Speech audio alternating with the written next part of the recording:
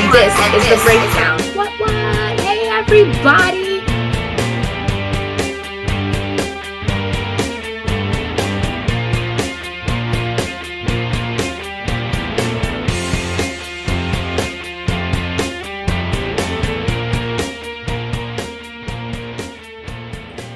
Hi, everyone. It's Wednesday. You know what that means. It's time for The Breakdown. What? I'm your host, Catherine, aka The High Heel Gamer, and today we're having somewhat of a round table discussion about writers and artists and if they're harmonizing together. I don't know. I'm joined by a couple of people, and I'm not going to pretend like I can actually pronounce either one of their last names. So, I can pronounce John Judy. Okay, I didn't know that one. So that one's easy. But Sean, you're on your own, and you're gonna have to tell me. McCardle. I don't really read, so I know. Okay, cool. So you guys, welcome to the show. First of all, thank you for being here on your probably busy schedules and stuff. John's like, yeah, sure, well, sort of, kind of. So the discussion pretty much is, I know the title of the episode is Writers versus Artists, but is there really a versus, or is there like somewhat of hand-holding, or like hand-holding and swinging and stuff? Sean, I don't know if you want to take that. I mean, he's frozen. John to the rescue. Team up. Oh, I think he's trying anyway. Hey, dude, we lost you. You were in the phantom zone. You were just kind of. You were in the vortex. Image. Oh, yeah. Well, I was making great points, and now they're all gone. Oh, no, bring them back, please, bring them back. No, I just said it's not versus, it's a team up. It should be a team up ideally. Yeah. You know, it's a Marvel 2-in-1. So yeah, because that's the way I always saw it, kind of like a Justice League Avengers kind of a thing. You know, everybody kind of works together and they have their own strong points, and in the same token kind of have their weaknesses as well, I guess I should say, because nobody's perfect, even though these comics that we read and you guys create seem to be perfect to us, you know what I mean? Tell us a little bit about the writing process when it comes to your style of writing. Well, for me personally, I really think visually, so I'm trying to think in a way that is going to make the most visual impact. And when I think about stories, it always comes down to like, what if, so I'm going in whatever aspect or what happened, I'm going to take it and try to think, well, what if this happened instead? And go down that rabbit hole and see where that leads me. As far as putting together the storyline, I like to outline it out and break it down into, it's 3 acts, and then break those acts down into 3 acts, and try to construct something that isn't just for a comic. It's not just something that's going to be read, but also something that's going to visually look awesome on the page and have visual interest and tell the story visually. I don't know. What about you, John? I, unlike all of the writers that I really admire, or most of the writers I really admire anyway, am very narrative-oriented and very plot-oriented. And so for me, I can't, Sean starts visually, which is probably why he's better at it. I don't really start doing the work until in my head I feel like I have a fairly good idea of the sequence of events and the causality. I'm very bourgeois and very 20th century Western minded, I suppose. So something will plant the idea for, okay, that could be a story, but then I don't do anything. And sometimes I sit on stuff for months until it occurs to me like, oh, that's the sequence of events that makes sense to me and that does what I want it to do in this case. That's pretty interesting. Collaboratively, traditionally, Sean and I have worked very differently on different on different things, on different projects. But I guess, and Sean, obviously you would have room to talk if I'm out of line, if you think I got this wrong. I would guess what we usually do is confab together about what we think the big picture is going to be, and leaving it open, being flexible. We can come up with new ideas, but talking together and figuring out what the big picture is going to be. Once we know what the big picture is, dividing it up into little pictures, as Sean said, he breaks it into 3 acts, and each of the acts into 3 acts.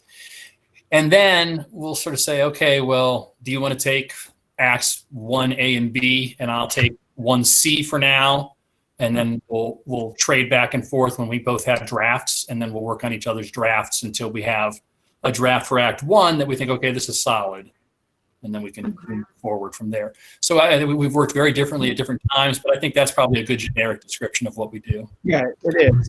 And a lot of times we know what each other's strengths are, and so if there's a scene that I think that John will handle better, then it's, I'll say that. It's like, hey, I think you could handle this better than I can. And the same thing too. I think he knows what my strengths are. Mine are like, I think my strength, it comes down to like making like little mouse traps, like a little cause and effect, little visual mouse trap. Oh, okay. This happens and this happens, which lends itself to an action sequence or something.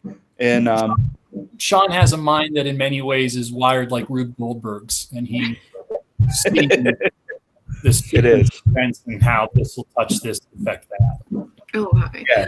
So even visually, but also I think that is like a lot of my storytelling. Like this little thing happens that causes all these other things to spiral out, and then leads all the way back around. And then hopefully the way you tie it up is you bring it all right back to home. That's kind of like the hero's journey. We also have Greg joining us, who is the writer of not only Tuskegee Airs, but Search for, and I'm sorry, Greg, I always mispronounce it, so help me out. Search for, yeah. So it's a roundtable discussion with wonderful writers. You each have your own unique style and flair. And I was wondering, when it comes to the visualization of the worlds you guys have when you guys are writing, how in detail do you guys have that? Like, are you guys just like, no, this is kind of a vague thing and I'm going to let the artist handle it? Or is it more like, no, this is how I want it. This is what I want it to look like. Get to as close to it as possible. Any of you? We'll start with Greg. Greg, go ahead, Greg. Yeah, Greg, he hasn't talked yet. So it really depends, like with Tuskegee Airs, because I'm, Marcus and I partner with that. So in that instance, then I'll let him, like I still come up with a lot of, how the world is supposed to look, but I kind of let him, do his thing more. Whereas like with Sadaka and other stuff, I have to like really be explicit on how I want it to look. So like even just as far as today, I'm sending to the colorist, I'm sending him images like, of different things so he can kind of have an idea of what I want it to look like. So yeah, that was one of the I wouldn't say difficult, but it was one of the tedious parts because I was able to just, say, hey, Marcus, make it look like that. And then make it look like that. And we've been working together for so long. The rapport, it's real easy. But now I have to like explain everything. Like, so it's like you have to write a separate script, for an artist. Now, Sean and John were actually talking about how, they kind of know each other's strengths along those lines. And Greg, because I've known you for so long, I know you and Marcus work really well together. Is it easier to just stick with what you know, or sometimes is it good to branch out and like see what other artists have to offer and interpret your work? For me, it's been awesome. Excuse me. This is not a slight against Marcus at all, but it's been awesome because I'm working like on a project with Jason Reeves from 133 Art, and he's got like different levels of experience, not necessarily higher or lower, but it's like more of a professional. Like me and Marcus, we kind of get in the lab and just do what we do. Whereas with Jason, I'm learning a lot about how to write scripts, like to where if anybody else needed a script, I can, fit into that, that formal script writing process. So it's been cool. And just working with other creators, you kind of learn, you get to see what you do. Like there's another book where I'm pretty much writing it, editing, and being the project manager. So now I'm, doing, controlling all the parts. All of those things are cool just for the experience. And, you kind of learn a lot while you're doing it.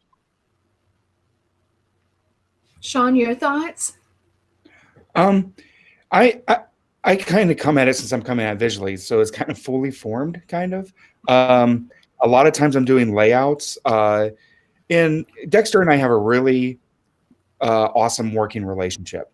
It's one of the reasons I keep coming back to him, working with him, is not only do I feel like he's my brother living in the Philippines that I never met, but we have a similar style, and also I know things that he hates to draw, and I know where his strengths lie, and so I kind of try to feed into those strengths, and then also try to have him grow. Like in Fury and the Tramp, there were some sequences where I realized that he was really nailing the facial expressions of the characters and having them show a whole range of emotions, which is really difficult to keep that same character, make it look like that character, and then have them have that range of emotions.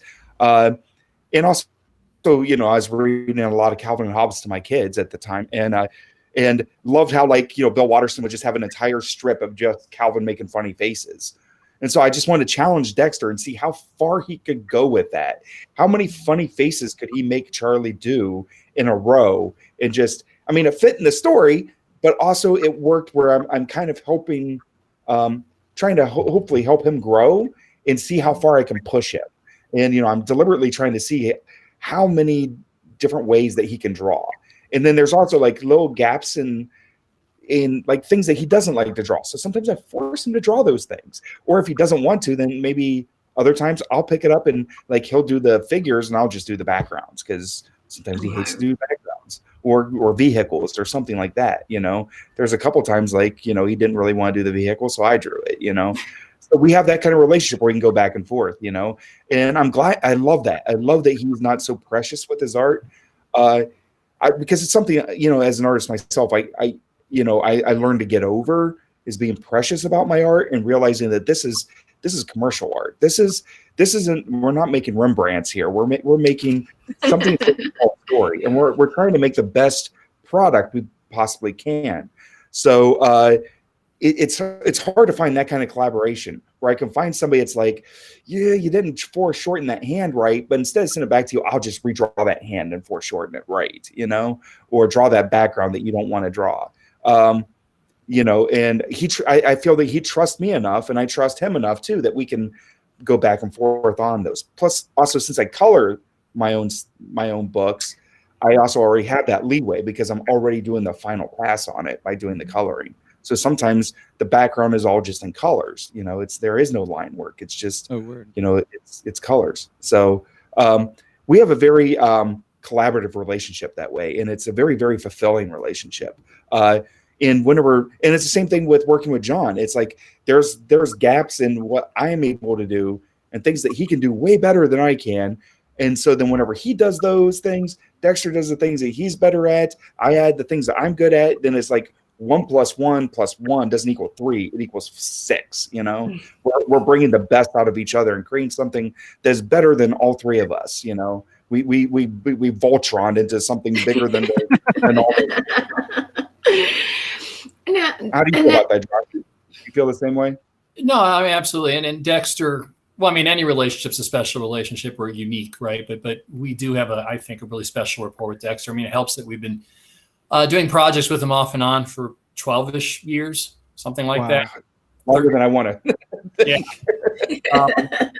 So when you're doing stuff together that long and then just socializing that, we don't actually socialize in person, but exchanging memes and messaging each other on Facebook and chatting, and you do develop, I think, a special type of relationship, to the extent that what limited experience I have with working with other artists, it was so different that I can't even compare them. And so to me, I don't know how to answer that question, because the artist I have real extensive working relationship with is a very different situation, I think, than most of the other writer artists. He really is. He's a special case. No, he's you love that. Yeah, and I was actually gonna ask, like, so how important is it to have not just the professional communication with the artist that you're working with, but also like somewhat of a friendship? Like, you guys don't have to be BFFs and know each other's colors and birthdays, but like a nice little text of like, hey, how you doing? Is because a lot of people tend to just be like, no, I just want to message the artist and that's it. But there's a certain level of difference between once you guys start becoming friends. Am I not correct? Oh, I think you're yeah, absolutely right. I mean, Dexter, we're really close with Dexter that way. I feel that we are.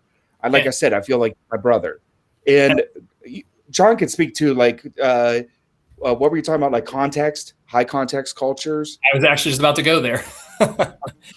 Cool. Yeah. So my day job, I teach at a community college. I teach communication courses. When I first started working with Dexter 12, 13 years ago, I had just started transitioning out of English as my field into communication studies. And something really strange had happened shortly after we started working with Dexter. By shortly, I mean within weeks, a few weeks. Dexter was sending me emails with like personal information, not in a like just like, hi, you know, yesterday my wife and we took the kids and we went to this park, and he's got pictures, and you know, oh, and then last week we got together for dinner with my parents, and you know, and here's and here's photos of everybody. And I just remember thinking, like, why is he sending me this stuff? Like, I sent you the latest draft, now go draw it, bring it back, and then we'll talk. But what I didn't understand at the time, or didn't fully register at the time, because I was just beginning to get communication studies, was what we were looking at was a cultural divide between what's called a high context and a low context culture. Believe it or not, it's back. So America tends to be a low context culture. Americans tend to want to get down to business. Let's just talk brass tacks. We don't need to bring anything else into this. The example I always give my students is, once upon a time, I had a plumber doing some work in my home. And I'm in the living room, and he's off in the bed, and he comes out and he says, well, it's all done. And I'm working. So, okay, thanks a lot. You know, here's the check. And he says, what are you doing? I said, oh, I'm doing work. Oh, what do you do? Well, I teach at a college. Oh, yeah. How do you like that? And he stood there talking to me, making small talk. And all I could think was, get out of my house. Just leave. Yeah. And I had a very similar reaction at first to Dexter's very personal communications. But Dexter comes from the Philippines, which tends to be a high context culture. To them, it's not all about let's get business done. To them, it's partially about let's figure out if I want to do business with you. Maybe I don't want to. And so let me get the context. Let me find out who you are.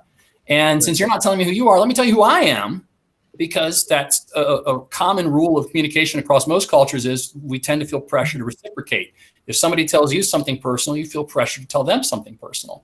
And one of the things that happens when you start trading that kind of personal information is you accelerate the bonding process.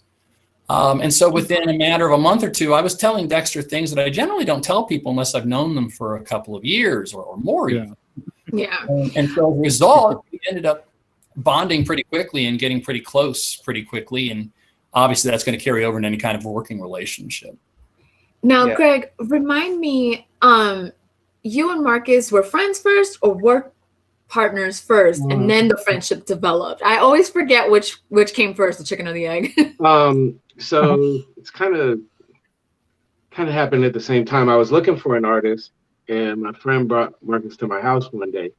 And so, you know, we were kind of, you know, it was kind of like a little bit of like an audition type of thing. But just like, you know, just to kind of piggyback, like, I am really particular. Like, I want to work with people that I can kind of like vibe with, and people that have like a certain idea about like the quality of the work that you're putting out. So there was a lot of, you know, different things that we did. It's funny because one night Marcus was over, we were working on this comic book, and then my other friends came over. In Atlanta, we had a 24-hour basketball facility. And so my other friends came over and they're like, we're getting ready to go play ball. It's like 12 o'clock at night on a Friday. And Marcus was like, I'll ride with you. And I was looking at him like, okay, we really, really play basketball. And we're going to like a dangerous area, you know, and I don't know if you're really cut out for it, you know. And he was like, no, I want to come. And he came, and, you know, like we're all like, you know, like guys that played college or played like pretty decent level basketball or whatever. And he just came out there with us, and, you know, he was just trying really hard. And it was really cool to me because it's like not everybody would have got on that court. And just watching him, you know, and he's just playing. He don't know what he's doing, but he's having a good time and everything. And I was like, okay, I like this guy.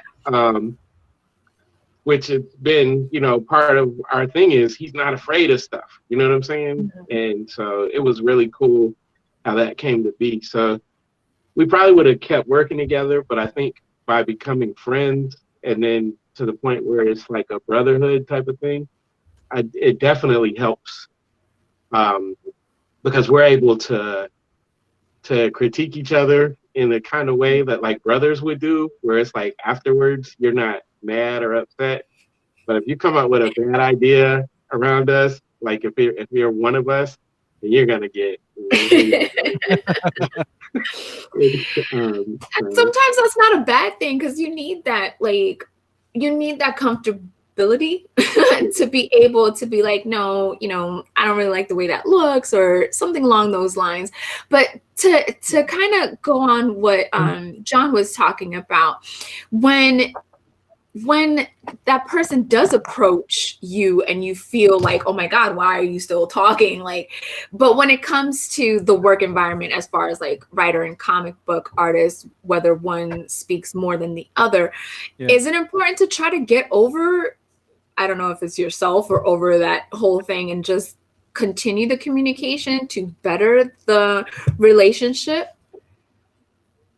I mean, I think so. I don't know about anybody else. Yeah, I mean, at first, as I said, I was kind of resistant to that, but I think one of the things that we kind of a common thread here this whole time for Sean and I and for Greg has been acknowledging, you know, like that relationship makes the product better. It makes the process better. And for me, at least, it's become really indispensable. We've been at this for 12, 13 years. And by virtue of the fact that you weren't sure on how to pronounce our names, you can probably figure out that we haven't had a tremendous amount of tangible success. It doesn't matter. I can't pronounce famous people's names either. Like it's a me thing, not I'll pretend to believe that.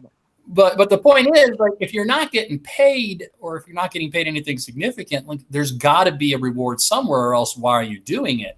Mm-hmm. And so when you can enjoy the process and payment isn't the point, well, then cool, you're having a good time. And it's much easier to enjoy that process and to have a good time if you like the people you're working with. Okay. The only reason why I keep trying to, I'm sorry, go ahead, Sean, go ahead. Well, I think this is one of the things that Jack and I were talking about that kind of led to this was a lot of people are looking for an artist and looking to have that collaboration. And, you know, I'm part of a bunch of Facebook groups that are like, art writers looking for artists. Whatever. Yeah, those kind of groups. And you know, we found Dexter on a message board, on a forum. We posted a project, and, you know, just like most of these people are doing.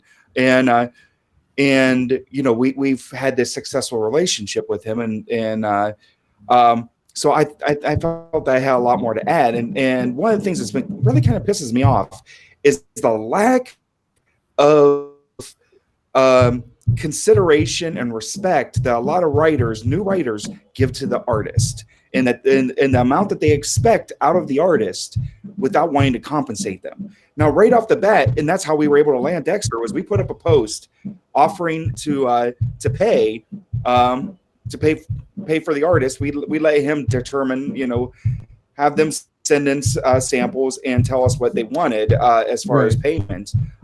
And then I think we even paid them above that because we were ashamed of how small that amount was.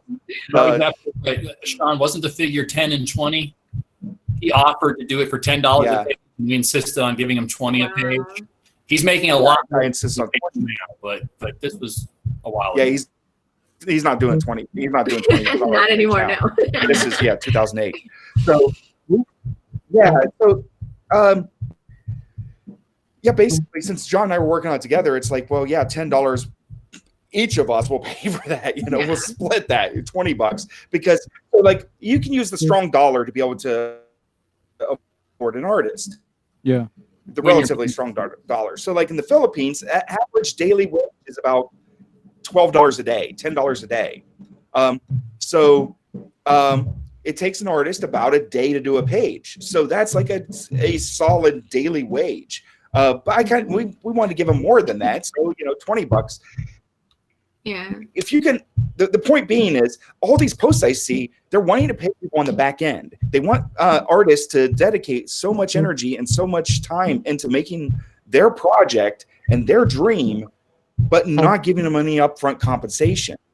And I just think that that's bullshit. I think that you as the creator need to respect the artist, realize he is putting way more time and energy into your project than he is. You probably are not. If you've never made anything, which you're not posting on Facebook asking for free art if you already have a career. So you have no name, posting on Facebook asking for people to give you free art. You don't even know the process. You don't know the industry. You don't even know how to deliver this project. You don't even know if you can do it yourself. The first person you have to prove it to is yourself. Can you make a comic book? And it's not that risk should not be put on the artist. You as the creator, if you're going to take yourself seriously, pay for it. And you can pay for it. You can find an artist in the Philippines for $20 a page, or in Argentina, or Chile, or Brazil. The places like that, like $20 a page will get you a decent artist. You can, for $50 a page, you're getting a great artist. If you're able to pay $80 a page or $100 a page, you're getting top level talent in those countries. So you can find ways to. Ryan. I'm like, there he is. He's right there. I know. Yeah. You hear the drums? Yeah. I'm in a music. I'm up in the upper apartment. So anyway, he killed my rhythm. You were going. Now he owes you $80. That might seem like a lot, but if you just look, number one, if you can't afford it, then you can't do it. If you can't afford to pay for your artist, learn to be an artist yourself. If you can't afford it, if you really have the drive, you can go and draw your own book. If you can't do it yourself and you can't pay someone else to do something you can't do, sorry, you can't do it. That's how I feel. Don't expect somebody else to shoulder all of the responsibility and all of the risk. They are taking more of the risk than you are. So you need to pay them. You need to pay them up front. You can't find that money. Like you have to, it takes sacrifice and it takes reprogramming your brain. You realize that everything that you buy, you go and you go to, get Chipotle and you spend $10 at Chipotle. That's, if you're paying $20 a page, that's half a page. That's how you start processing it in your brain. So you eat ramen that day for 10 cents. Instead of buying the new Red Dead Redemption or the new or buying a new video game. What are video games, like $60? That's 3 pages. Yeah. All those things in pages. Instead of getting a new car payment, having a new car. That's kind of why I wanted to bring home the fact of the relationship, because sometimes without knowing the other person, you might not, and when I say you, I mean general you, might not realize the quality that they bring to the table and their worth unless you speak to them, unless you get to know them. Because a lot of times, from what I've seen, and all three of you are experts, so correct me if I'm wrong. But from what I've seen, because people don't have like a personal, somewhat of a click connection to somebody else, they might, they're like, no, you can do this for free totally, because that's who you are, is, you're this person. I see you guys already shaking your heads. And I'm not saying it's the right thing to do. I'm not. I think what I've it's noticed. a wrong thing to do. I think it's a predatory thing to do. Exposure, offering to pay an exposure. You don't have a name in order to give them any kind of valuable exposure. You are not giving them anything for their time. The other thing is, you're not going to get that project done, is the way what it's going to come down to. If they're not getting paid and you're wanting to have a 70-issue space opera epic, it's never going to get done. Try doing one issue first and see if you can get one issue done. Don't plot out more than 4 issues, I would say, at that rate. See if you can get 4 issues done. If you're not paying them up front for 4 issues, it's not going to get done. They're going to find something better to do with their time than fulfill your dreams. So that's what if you are serious about it, you got to do it. You got to pay for it. I don't take as harsh a view of free labor or looking for free labor as Sean does. Because, when I started doing this with Sean a decade ago, I did a lot of free labor for, I won't say the publisher, but a publisher with a less than stellar reputation and certainly less than great quality control. Uh-oh. But they never made me any promises that, so they didn't fail to deliver. I knew what I was getting into, and I learned an awful lot from that experience. Okay. Having said that, you get what you pay for. Yeah. So, hey, if you're somebody who doesn't have the money, but you like comics, and you want to make comics, and you want to go try to find somebody online and tell them, hey, we're not going to make any money, but if we do, I'll give you money then. Yeah. And they're okay with it. Great, go ahead. But as Sean said, 1, you're not going to get the project finished. And 2, just recognize that the product isn't going to be that great, because just like you're such a wonderful writer, you can't afford to pay an artist. They're such a wonderful artist, they can't find anybody to pay them. So expectations where they belong and learn from the experience. Yeah. And Greg, I saw you shaking your head in that too. Like, what's your opinion on that, Greg? I was just like, I'm totally in line as far as paying. Like, I don't ask for anybody to do anything for me for free. I have a friend, I'll be like, hey, can you, she does graphic design. I'm like, hey, can you make this flyer for me real quick and then tell me how much, to pay. So I wholeheartedly believe in paying people. I was shaking my head for the relationship part, because just because you have like a good, personal relationship with an artist or with a writer or anybody in this business, it doesn't necessarily mean that it's going to make things better. Sometimes you can know too much. Like, I'll use Marcus and myself, for example. Like right now, we have a project that's a little bit behind, and I'm waiting for the art, but I know like everything that's happening in his life. You know what I'm saying? So it's like where I should be writing him harder. Like, hey, where's the art? I'm kind of like, I understand, what you're going through. So, that could happen. I want like a good professional relationship. I have a colorist, never met him a day in my life. He does really good work. I put pages in the folder. I say, hey, it's a page there. And then he colors the hell out of it. He asks for specifics like, hey, can you fill me in what's going on this page? Like all that kind of stuff. Tell him. He cranks out the work. He sends me the finished, JPEG. I send him money. He sends he puts the PSD file in the folder. And I really, really enjoy that. I wish I had 3 more of those people. Like anchors and, letterers. Like, I wish that I had like a solid group of people, whether I know you or not. It's just about being professional. So it's kind of like when you're looking for mechanics. And I was just telling the story of my favorite mechanic to my brother, where it's like the first time I went to him, I just needed brakes. And so he just gave me brakes. He didn't offer, 25 million things and smash something and be like, hey, No oil change, tire rotation. yeah, none of that. He just did the brakes, and I like, that's cool. I'm okay with that. Just the professional exchange, and especially if it's somebody at a high level. So my colorist, like a month ago, he was like, hey, you mind if I get a little bit of a raise on pages? And I was like, sure.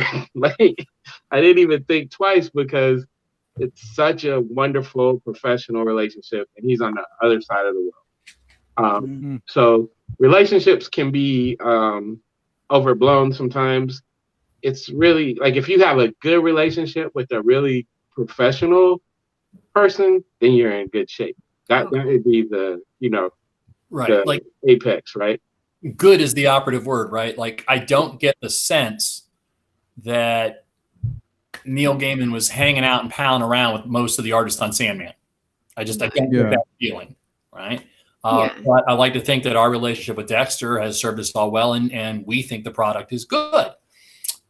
So the point is that it's a good relationship, right? I could have gotten to know Dexter, and he could have gotten to know me, and we both could have decided the other guy was an ass.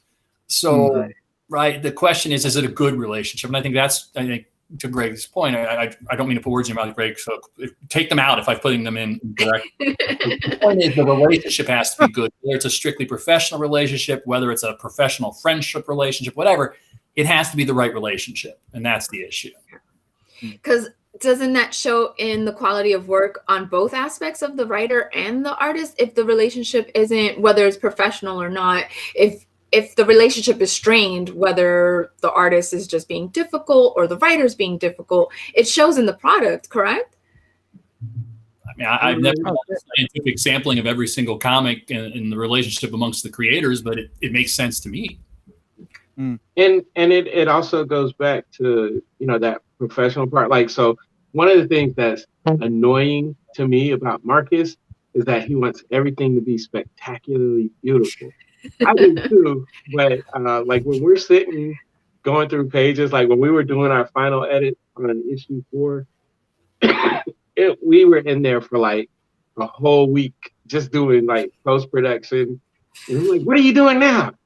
He's putting, words on a screen that you'll never be able to see. Like, even if you have a micro he would, like, you could have a looking glass and you're still not going to be able to see what he's saying. So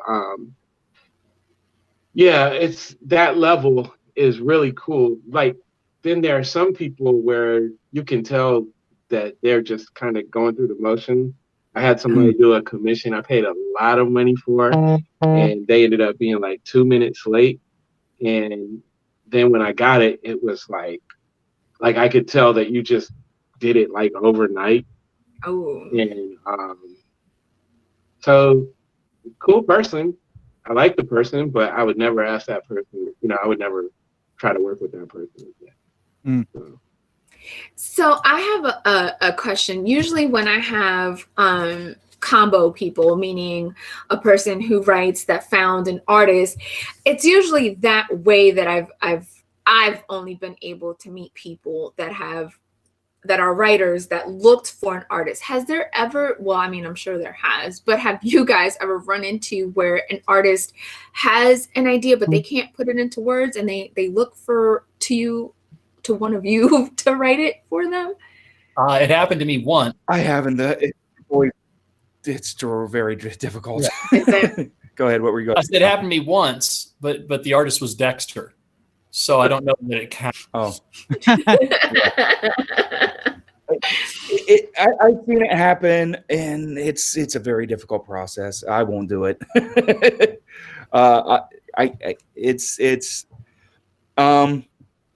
It depends. It depends on the relationship, I guess. But it's happened a couple of times with me, and it's just not my vibe. It's just not my style. I don't want to have those arguments. I don't want to have the arguments about why this has to happen at this point in the story. Otherwise, there's no character development. I don't want to have arguments about, pacing and stuff like that. So I like to drive my own ship. So I have my own ship. I'm actually working on a couple of projects right now where people came to me and asked me to write them. So I've had a bunch of people ask me. I usually will say, like, send me your pitch and let me look at what you have there, and that'll determine, because I don't think I'm at a point where I can just, like, if I hate the concept, if I hate what's going on, I don't think I can work on it. I'm not there yet where it's like I just want to take money to write. I still kind of want to enjoy it, be in like with be like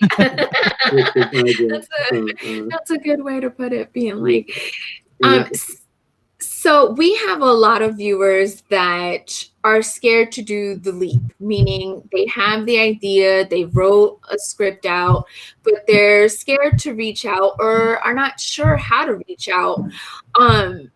What are some of the tips that you guys can give to these people that are just scared, whether they're scared or just super introverts, to find someone to work with? What's the best? Is there a best method? I would go back to what was said earlier. First of all, you need to have some money in your pocket. Don't ask anybody to do That's what I was gonna say. That exposure thing, like I crack up laughing because at least 3 or 4 times a week I get something in my inbox where they're promising to pay me with exposure. Like after all this time, I'm old now. I am old. You see these gray hairs? You ain't got time for it. This has been happening since I was a kid, and I'm not even an artist.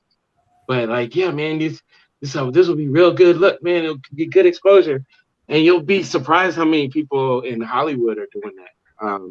And they get so much work done by people, by kids and young people, and then they just move on. That's the part that's the surprising. Like when it's just some random person, it's one thing, but when you have famous people hitting your inbox up and they're talking, and the whole time they're not saying anything about money, it's like, ooh. But back to your question, you need to have money in your pocket, be willing to pay for designs. Like you'll be surprised how many artists will look at you crazy when you say, no, I'm just going to pay you for a character design test. And they're like, what? You're going to give me money? Because, a lot of people just try to figure out ways to get over. And I think that's the cool part with me, having a best friend that's this super talented artist is we've been through it, man. We've been young and we've got, jerked with exposure and like all these different things. So just come at it like it's a real business, like you're going into a store to make purchases and all of that. But that, to me, that's the most important part, because you'll end up finding out who's really serious versus who's just saying they're going to do it. I would say, I don't know if you cut out or were you finished? I don't want to cut you off. Okay, because it keeps freezing on me. What I would say is that I'm not trying to be rude. What I would say is this: the first thing you do is define your parameters of what is success. And you need to, what I would tell me in 2008, which is probably something that John told me in 2008. This is what I used to tell you. Because I remember the first time he said this on a podcast we're doing, and I turned to look like, what the? I spent years telling you that. But yeah, I had to process it through my own stupid head and figure it out, So it's this. Determine what you can control. And that should be your barometer for success. So for me, finally what I came down to was I just wanted to finish a book. I wanted to finish that book, have it printed, and hold it in my hands, and be able to put it on my bookshelf and see it on the bookshelf. I wanted to create a book that maybe didn't belong on the top shelf with the Alan Moores and the Neil Gaimans, but maybe on the second shelf, on my bookshelf. I wanted to be there. I wanted something that I could without bias looking, it's like, yeah, that belongs on this second shelf, not, up there. I wanted to create something that I knew that I could make. I could self-publish. I wasn't even going to look for a publisher. That's the other thing. Don't just do like this. Maybe some people can get this done, but I don't see this being a reality anymore in this market. You're doing like a couple pages and a script and a treatment. Nobody has time for that shit. Everybody's got a script and a treatment. You know what people don't have? A finished damn product. Finish the damn product. Finish it yourself, because even if you do get that deal, publisher's not going to give you any money to do anything with it. You're still going to have to do it. You're still going to have to finish it. You might as well come to them with a finished product. So define your parameters of success. And for me, that was just having the finished product, finishing this thing, making something that I myself was proud of. Figure out too who your audience is. And for me, my audience was one person, myself. Wow. Well, maybe John, two people, me and John. I just want to maybe John. So I like to make other people laugh. So focus on that. Make your audience not this huge, broad audience, but what is like just like you and your brother, or you and your buddy John, or whoever. That's your audience. That's who you're creating this for. You're not creating this to make the next Ninja Turtles and make $1 billion. You're not in control of that stuff. You're in control with what you can do, and make that your barometer of success. Then you don't feel like a failure at the end, and actually you go on to bigger things because you weren't putting that as your benchmark for success. What was that, John? I'm sorry. What were you saying? Those things might happen. They might come to you, right? You might be the next TMNT. But if you go into it with that as the goal, your chances of being disappointed and feeling like a failure are 99.9 carrying, repeating out to infinity. So you're just setting yourself up for disappointment and taking what could be a really fun and rewarding process for you and tainting it and turning it into a negative and turning it into a downer. And I think that when you focus on the process and finding joy in that, then you're starting out happy and everything else is just on top of it. Okay. Because I would also, most likely you're not going to make money doing this. Most likely you're going to spend money doing this. You might make a little bit of money doing this. So if you need to love the process, that's why you're doing this. You're not doing this to become rich. You're doing this because you fucking love comics. Oh, can I say the F word? Yes. Oh, you can say You whatever love you want. comics. Okay. All right. You fucking love comics. That's why you do it. You want to tell a story. You want to tell it in the funny books. That's why you're doing this shit.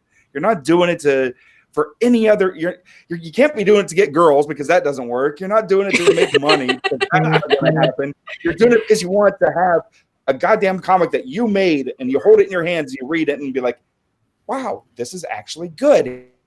And you know what? That actually happened. I actually printed out all the pages, got about 40 pages into it, printed them all out, and was reading it just to make sure it was flowing right. And I got about halfway through it, and I'm just reading it. And I'm like, holy shit, I'm just reading my own goddamn thing. Is that kind of gauche? I don't know. No. It's fun, and I like the thing that I made.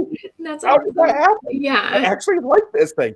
That is far more rewarding than any royalty check I've ever gotten. And, that was actually getting the copy and holding it in my hands. That was my barometer of success.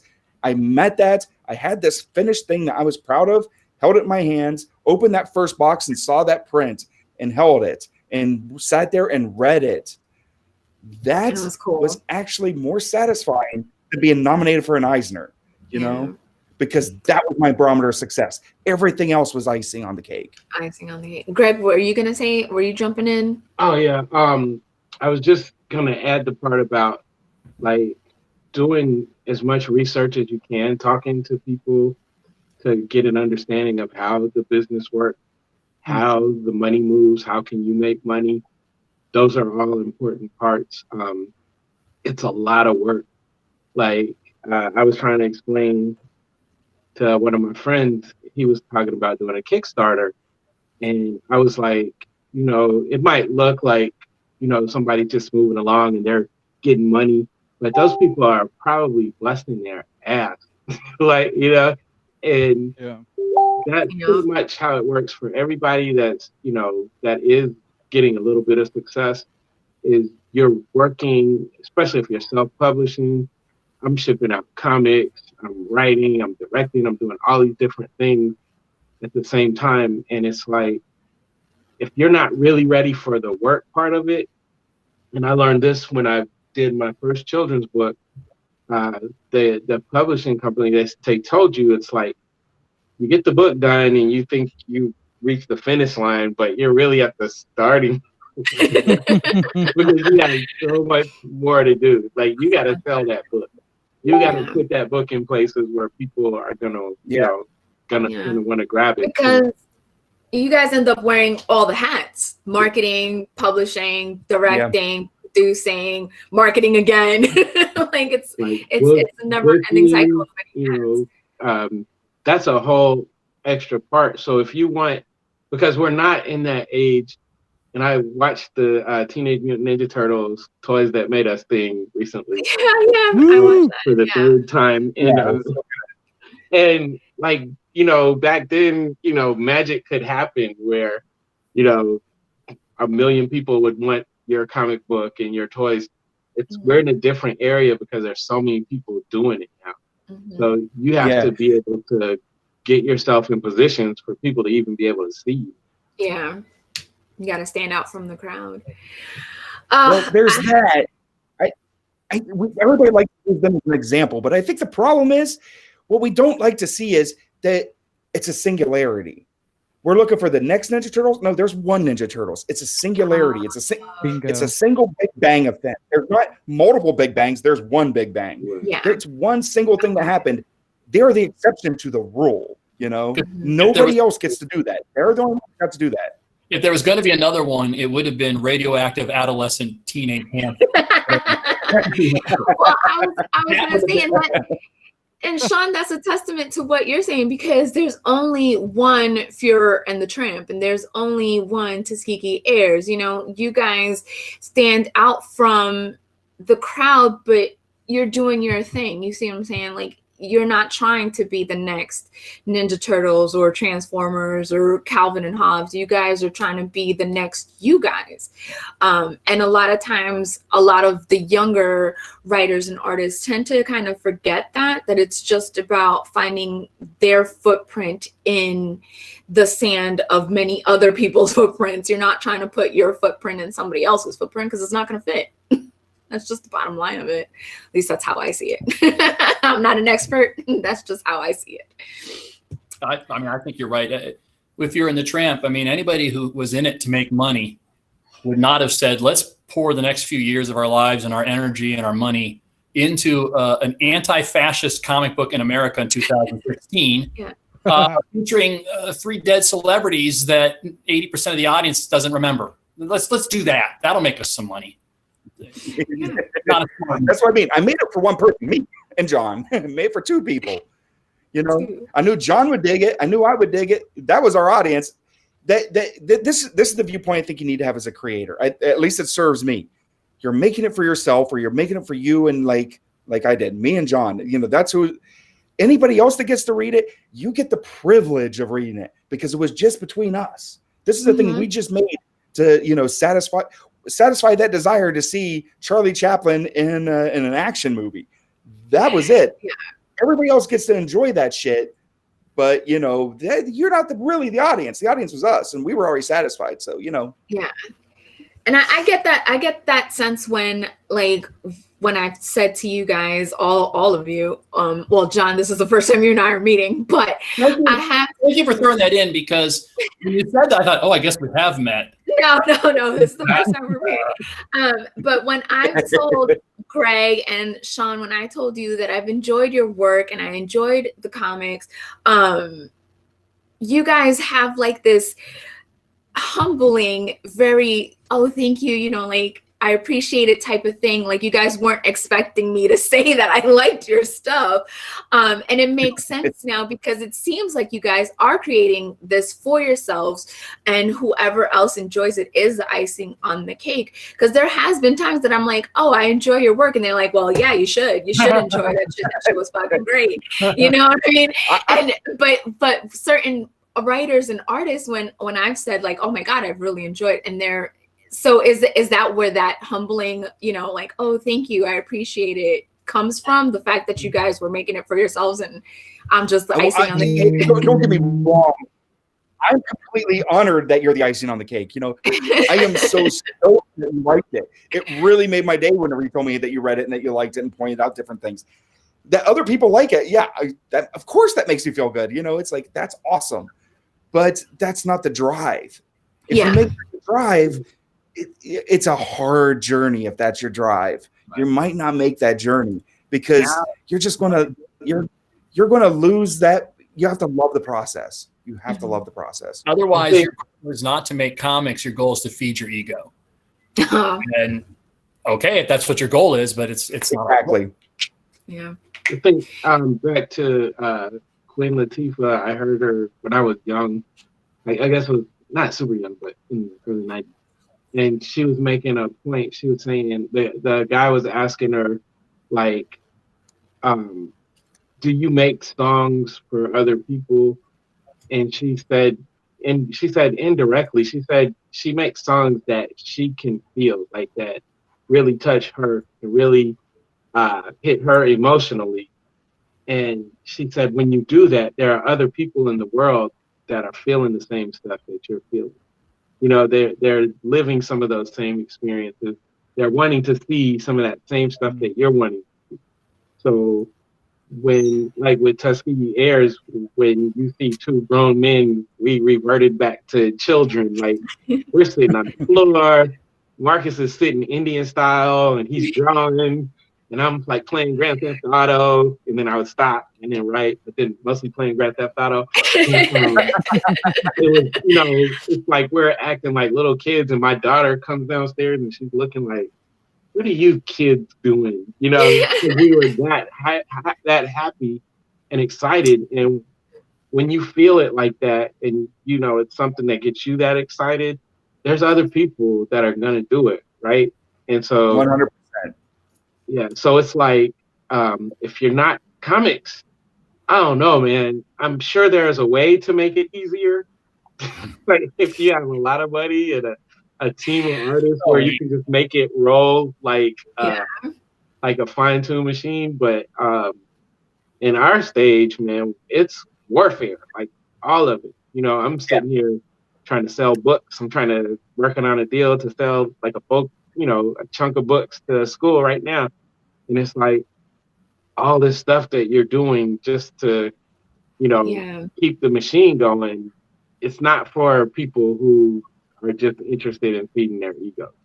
It's not just for people that are just like, yo, I'm going to make a whole bunch of money doing this. Like, I can't believe I'm going to invoke Rube Goldberg for the second time, but yes, doing this to feed your ego would be a real Rube Goldbergian machine. You're going to,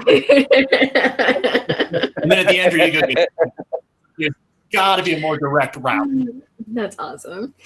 Well, gentlemen, I'm super heartbroken because it's time to end this. I cannot tell you how honored, excited, over the moon this has made me. I'm a fan is what I am, and I do this. I don't know if you guys can see my nose getting pink, but it's always so cool to talk to people who know what they're doing, are passionate about what they're doing, and are willing to pay forward the information that they've learned to others, like a fan like me. And I cannot begin to thank all three of you for taking the time to talk to me, to educate me, to make me laugh, and give me a little window into your craft and world. And I am beyond appreciative and grateful. So thank you, gentlemen, so much. I don't know why I'm so emotional. I'm such a dork. It's always a pleasure. Every time, it's such a pleasure talking to you. Thank you. I'm a fan.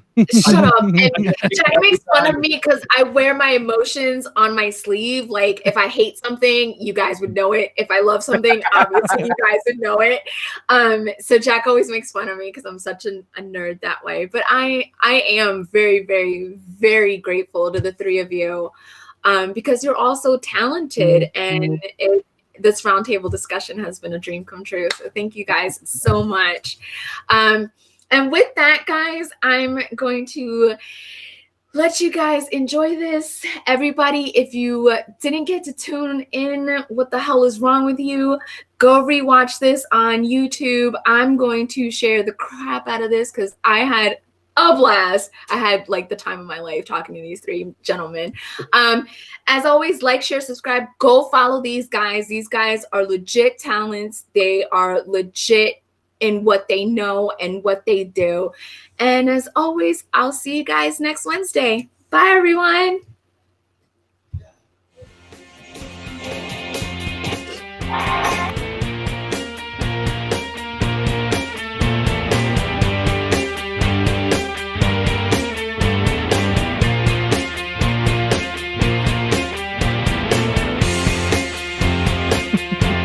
I'm such a dork. So